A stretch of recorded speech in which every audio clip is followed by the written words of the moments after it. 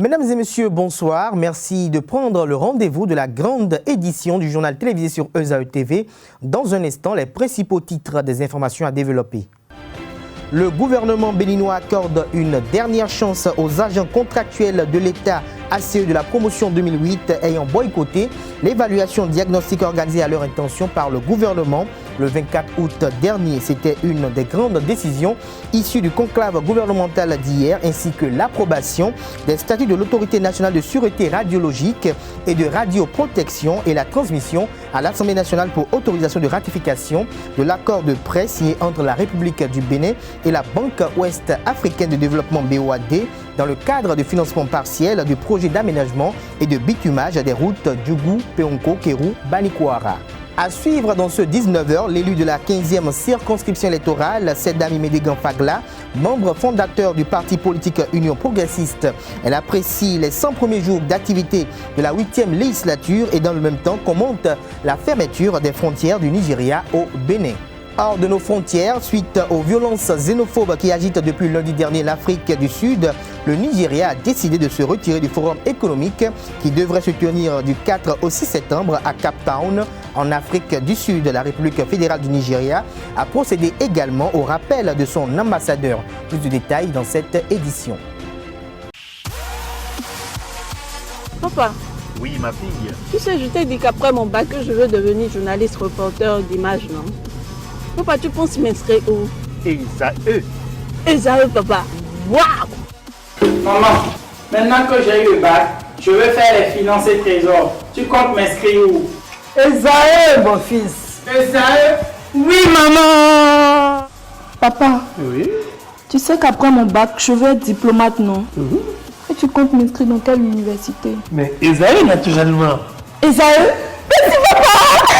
À ESAE, vous êtes bien formé dans les filières comme administration du travail et de la sécurité sociale, administration générale et territoriale, administration des impôts, gestion des marchés publics, planification et développement local, droit et sciences économiques et de gestion. ESAE, c'est aussi sa télé numérique ESAE TV et son journal L'Informateur. ESAE, c'est à Bédjoumédé, 3e rue après le carrefour 16 ampoules allant à Jericho. Numéro de téléphone 98 98 14 00 96 80 55 11 90 93 65 21. ESAE, l'excellence a un nom.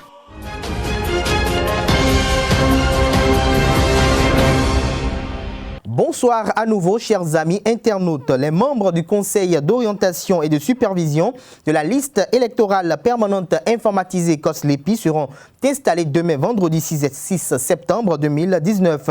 Après leur désignation le mercredi 14 août dernier à l'Assemblée nationale, ils prêteront serment vendredi 6 septembre prochain à la Cour constitutionnelle. La cérémonie sera placée sous l'égide du professeur Joseph Diogbenou, assisté d'autres conseillers de la Cour des 7 sages. Les 11 membres du COSLEPI sont les députés Dédévi Eugénie Chantal Ayi, Jérémy Adomaou, Edmond Agua, Adam Bagoudou, Yolonfe Mathias Kouanou, Saré Malik Mora Sani, Dominicien Koenieme Nouemou, Nestor Touéon Noutaï, Hassan Seibou et les deux personnalités, à savoir le directeur général de l'Institut national de la statistique et de l'analyse économique INSAE, Laurent Ronsa, puis le directeur général de l'État civil, Abdon Marius Mikpon Ayi. Le Conseil des ministres s'est tenu ce mercredi 4 septembre 2019 sous la présidence effective du président Patrice Talon, chef de l'État, chef du gouvernement. Plusieurs dossiers ont été étudiés et d'importantes décisions ont été prises. Ainsi, suite à un compte rendu des compositions des enseignants agents contractuels de l'État de 2008, le Conseil des ministres d'hier accorde une dernière chance aux enseignants agents contractuels de l'État ACE de la promotion de 2008 ayant boycotté l'évaluation diagnostique organisée à leur intention par le gouvernement. Pour plus de précisions, je vous invite à suivre le ministre Oswald Omeki à l'occasion du traditionnel compte rendu du Conseil des ministres. Le Conseil des ministres a pris acte du compte rendu de l'évaluation diagnostique organisée le 24 août 2019 au profit des enseignants concernés. Il en ressort que la dite évaluation s'est globalement bien déroulée sur toute l'étendue du territoire national avec un taux de participation supérieur à 75% et que la session spéciale, prévue à l'intention des candidats absents pour cause de maladie ou autre raison valable, se tiendra le 7 septembre 2019. Au demeurant, il se trouve que certains enseignants s'étaient volontairement abstenus de prendre part à la dite évaluation, se laissant entraîner par ceux d'entre eux qui prônaient le boycott.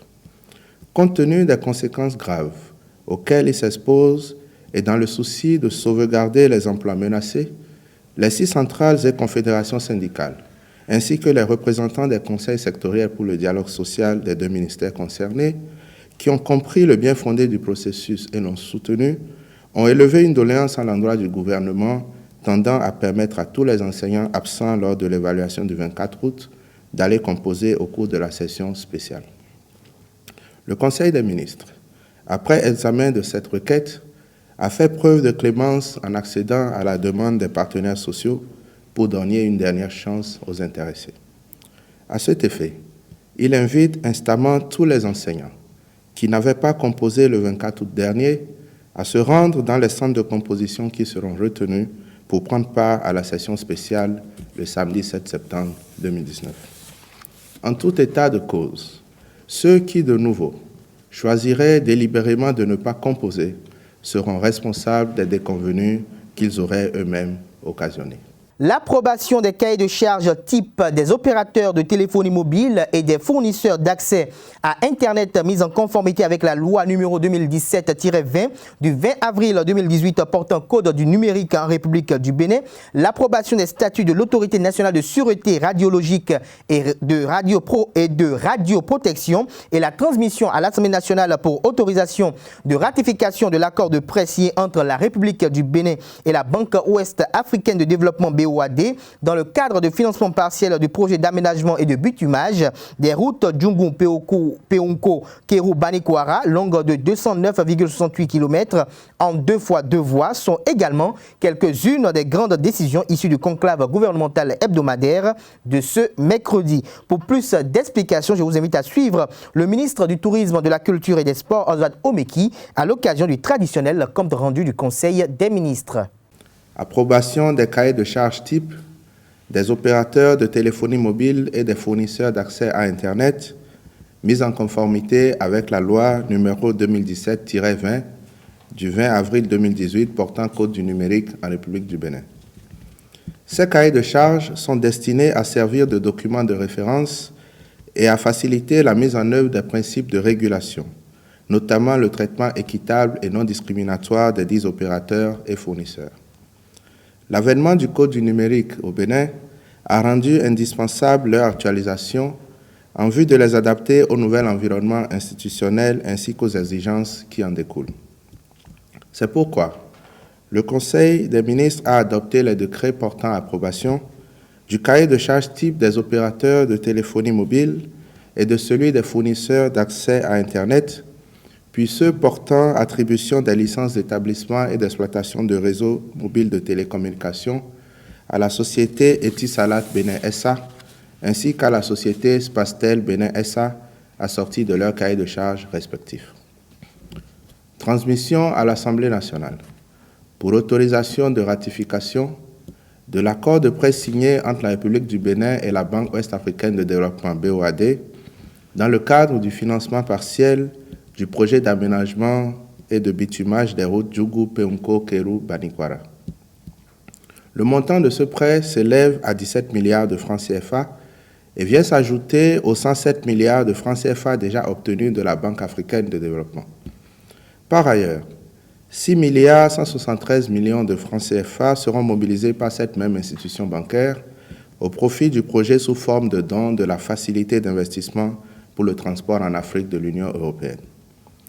Avec la contribution du budget national qui s'y ajoutera, le financement des travaux d'aménagement et de bitumage de cette route longue de 209 km 68 sera bouclé.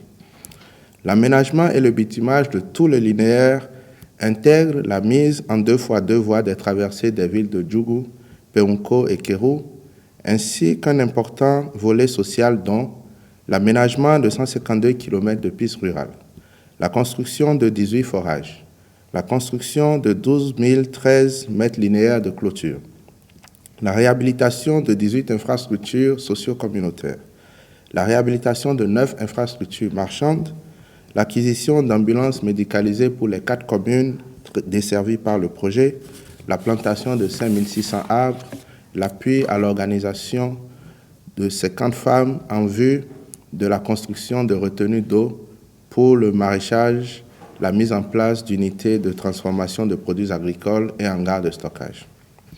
Au regard de l'importance stratégique de cette route pour les localités traversées, mais aussi pour l'économie nationale et le transport sous-régional, les ministres intéressés sont instruits d'accomplir toutes les diligences requises en vue de la ratification du prêt et du démarrage effectif des travaux. Approbation des statuts de l'Autorité nationale de sûreté radiologique et de radioprotection. Cette autorité est dédiée au suivi des pratiques et activités utilisant les rayons ionisants à des fins pacifiques, y compris les appareils émetteurs de ces rayonnements et les sources radioactives. Sa mise en place est une exigence de la loi numéro 2017-29 du 15 mars 2018 portant sûreté radiologique et sécurité nucléaire en République du Bénin. Elle a pour mission, entre autres, de concevoir, proposer et suivre l'application de la réglementation en matière de sûreté radiologique et de sécurité nucléaire, délivrer les autorisations dans le domaine des applications de l'atome entrant dans le cadre d'activités médicales, industrielles et de la recherche, du transport des substances radioactives, de l'exportation et de l'importation des matières nucléaires et de toutes sources radioactives. Inspecter et évaluer les installations et activités objets d'autorisation à l'effet de vérifier leur conformité avec les dispositions de la loi, de la réglementation, des termes et conditions de l'autorisation, établir et maintenir à jour un registre national des sources de rayonnement ionisant. La fermeture des frontières du Nigeria au Bénin préoccupe les leaders d'opinion et patriotes béninois. C'est le cas de Sedami Medegan Fagla, acteur politique, membre fondateur du parti politique Union Progressiste et député de la 8e législature qui, lors de son passage sur l'émission L'invité de ESAE TV, a eu à partager les peines des populations immédiatement frappées par cette mesure de la République fédérale du Nigeria. Elle rassure de ce que tout est en train d'être mis en œuvre pour une réouverture après un tête-à-tête entre le président Patrice Talon et son homologue Mohamed Bouhari. Mieux, les populations pousseront dans les prochains jours un ouf de soulagement car les désagréments causés par cette fermeture des frontières depuis le 20 août 2019 sont énormes. Je suis malheureuse. Je suis malheureuse de cette situation-là en tant que citoyenne. Vous savez, moi, je suis pour l'intégration régionale. Je suis pour l'ouverture des frontières dans la sous-région. Je ne peux pas concevoir que pour aller au Nigeria ou pour aller au Togo, que j'ai des difficultés. Parce que le marché africain est le bien commun. C'est dans le marché africain que nous pouvons nous développer aujourd'hui. C'est de la richesse. C'est une richesse commune en fait. Donc je suis contre cela. Et puis il y a un certain nombre d'accords, d'accords internationaux que nous avons signés qui ont pour objet de garantir la libre circulation des biens et personnes. Donc, en tant que légaliste, je ne peux pas me réjouir de cette situation-là. Et puis, bon, je compatis pour mes compatriotes, qui sont mes compatriotes, mais aussi pour les voisins nigériens, parce que dites-vous bien que des deux côtés, il y a forcément, en tout cas des deux côtés de la frontière, il y a forcément des désagréments. Cela cause énormément de désagréments. Ceci dit, je pense que cela ne va pas durer très longtemps. Les chefs de l'État se sont rencontrés. On attend le dénouement heureux de la situation. Restons avec l'honorable Sedami Medegan Fagla. Je vous invite à nouveau à la suivre sur le bilan des 100 premiers jours de la 8e législature de l'Assemblée nationale du Bénin. Pour l'élu du parti politique Union Progressiste, dans la 15e circonscription électorale, le bilan à mi-parcours est satisfaisant et augure de lendemain meilleur. Positif. Et ce bilan annonce une législature, un mandat moderne, un mandat qui va être productif et qui va combler les attentes de la population.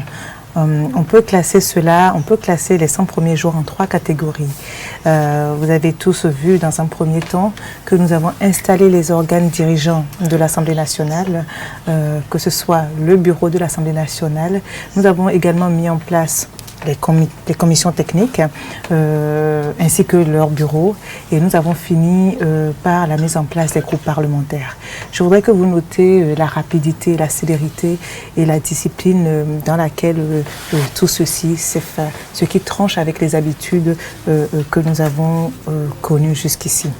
Dans un second temps, il y a eu l'investiture du président de la 8e législature, le président Louis Blavoni. Et cette investiture a été suivie par un certain nombre de collègues de parlements voisins. Et ceci a permis d'effectuer un certain nombre de missions parlementaires à l'extérieur. Ces missions ont permis de montrer à nos collègues parlementaires des pays de la CEDEAO combien le processus qui a conduit à notre installation a été démocratique ou est démocratique, et ceci a permis de ressouder, de redynamiser les rapports interparlementaires. Donc, dans un deuxième temps, nous avons connu ces activités-là. Et je ne peux pas oublier notre productivité sur le plan législatif. Tout à fait. Dans un troisième temps. Donc, vous avez constaté que nous avons voté un certain nombre de lois. Nous avons, que ce soit des ratifications ou des accords de prêt, nous avons procédé à un certain nombre de ratifications, pardon. Et on peut compter parmi ces tests de loi un accord de prêt, l'autorisation d'un accord de prêt qui va permettre de renforcer les systèmes d'alimentation en eau potable de grandes villes de ce pays. On peut compter le test de la ratification qui va permettre d'améliorer la protection sociale des personnes âgées. Donc vous voyez une panoplie un ensemble de tests qui vont permettre d'améliorer sensiblement la qualité de vie de nos concitoyens. Et vous avez vu, nous avons fini par voter le budget, notre budget, le budget de l'Assemblée nationale. Et conscient de la nécessité de rationaliser les dépenses publiques, vous avez tous noté que ce budget est à la baisse comparé à cette année, à l'année en cours. Donc c'est le budget de 2020 qui a été voté, et vous pouvez comparer qu'il est sensiblement à la baisse comparé au budget de l'année 2019, mais aussi au budget des années précédentes. L'exil, voilà une idée présente dans la fable de l'ouvrage Les Inamovibles de Sergio Giovanni Ronsou, ouvrage avec lequel il a remporté le prix RFI Théâtre 2018, lancé le 3 septembre dernier à l'Institut français de Cotonou. Le comédien, metteur en scène et directeur de l'École internationale de théâtre du Bénin, Alogbin Dine, a évoqué à l'occasion de ce lancement d'autres facettes de l'exil. En voici une qui a retenu l'attention de notre reporter Alogbin Dine au micro de Carles Kitome. J'ai voulu organiser un atelier nomade des journées de l'exil. J'ai contacté les exilés politiques qui avaient sur le terrain. Mais tout le monde m'a dit je viens, mais personne n'est arrivé. Le seul nom, quelqu'un est venu la veille, la nuit. J'étais son nom. Et qu'est-ce qu'il m'a dit? Il m'a dit, vous savez, je ne peux pas venir, c'est parce que je ne peux pas venir demain que je viens pour une visite ce soir. Moi, quand vous parlez d'exil politique, je vois que vous ne comprenez pas ce que c'est que l'exil. Parce que j'ai été exilé politique, mais le plus fort, ce n'est pas ça. C'est que j'ai été exilé chez mon père. Il me dit, moi, ma mère est du Nord. Quand mon père était instituteur, il était à quelque part au Nord. Et c'est là où il a rencontré ma maman. Je suis né de cette union-là. Mais quand il est venu au sud, ses parents lui ont dit, ah, bon, si je parle maintenant, on va dire que la personne est maintenant, je me tais. Vous l'avez déjà dit. Et ses parents lui ont dit, bon, on a donné à son père, son grand-papa a donné à son père sa maison à étage. Et son papa a logé sa mère et lui en bas, et en haut, il a logé sa nouvelle femme avec les nouveaux enfants. De la femme du sud, vous comprenez. Et ce que les gens mangent en haut, ce n'est pas ça que le monsieur mange en bas avec sa mère. Et il est seul enfant de sa mère. Ça veut dire que le monsieur n'approche même plus la mère, puisqu'il est resté seul. Son seul garçon toute sa vie. Vous voyez ce que je lui dis? Et il lui dit, que lui, il a vécu l'exil qui son propre père. Vous entendez? C'est à sa source dans cette pièce. C'est plus profond que ça. Et c'est pourquoi je dis, derrière les mots, derrière les phrases, il y a beaucoup de choses qui coulent. Certains conducteurs de taxi-moto de la capitale économique du Bénin réputés sous l'appellation Zemidjan ne se soucient guère de leur hygiène corporelle et vestimentaire dans l'exercice de leur métier. Une situation qui amène les clients de ces Zemidjans à être encore plus sélectifs dans le choix de leurs conducteurs car ils ont déjà l'attention sur l'état de la moto de ce dernier. Qu'est-ce qui justifie cette incommodité chez certains conducteurs de taxi-moto de Cotonou? Élément de réponse dans ce reportage que vous propose la rédaction de ZAE TV. Vertu de la tenue conventionnelle de couleur jaune, les conducteurs de taxi-moto, communément appelés Zemidjans, jonchent les rues de Cotonou. Dans l'après-midi, ils observent la pause en se reposant soit sous les arbres, soit dans les centres de la Loterie nationale du Bénin. Mais l'un des facteurs qui s'observe de plus en plus est la malpropreté de certains d'entre eux. Une situation dont les Zem eux-mêmes sont conscients et avancent des raisons susceptibles d'expliquer ce genre de choses.